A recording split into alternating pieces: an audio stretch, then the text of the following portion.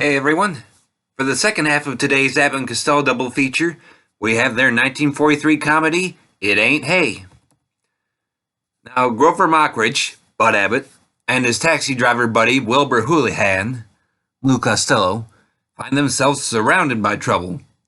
Now, their friend, Private Joe Collins, Leighton Noble, is in town to try to find talent for an Army camp show after bragging they knew a lot of big Broadway stars. And Finnegan, the horse owned by their carriage driver friend King O'Hara, Cecil Kellaway, and his daughter Peggy, Princess O'Hara, Patsy O'Connor, has come down sick after eating some of Wilbur's peppermint candy. Now, Wilbur tries to help Finnegan and is temporarily successful.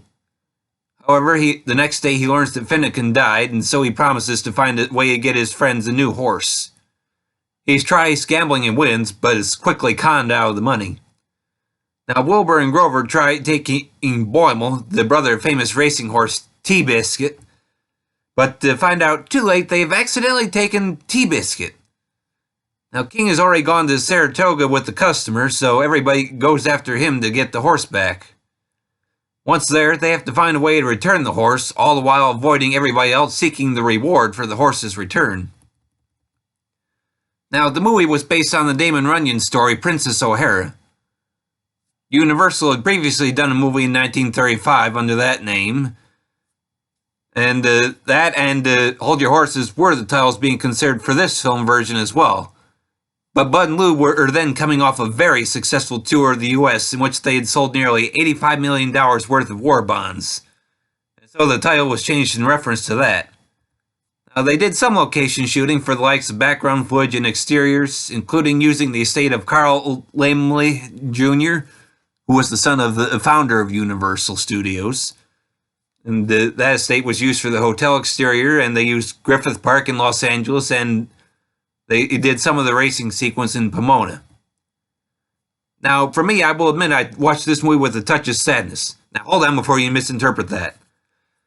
Now, I had seen most of the Abbott and Costello movies over the years, particularly through the multiple volumes of the Universal-owned films on DVD.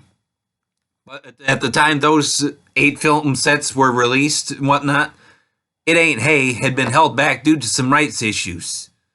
So, quite frankly, for me, it remained as the last Abbott and Costello movie that I had not seen. And that being said, I enjoyed it very much. I will readily admit that this movie requires a lot of suspension of disbelief because of its many coincidences that move the story along. I mean, seriously?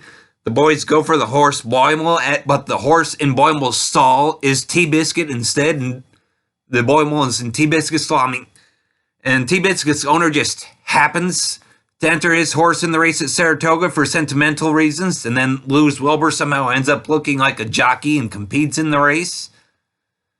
I mean, efficiency expert Gregory Warner, played by Eugene Pallett, just happens to get jobs wherever the boys go, first at a cafeteria they eat at, then for T-Biscuit's owner the night they take the horse, and then at the hotel in Saratoga. I mean, like I said, things like those require a lot of suspension of disbelief, but at the same time, I can't deny they help provide the laughter just the same.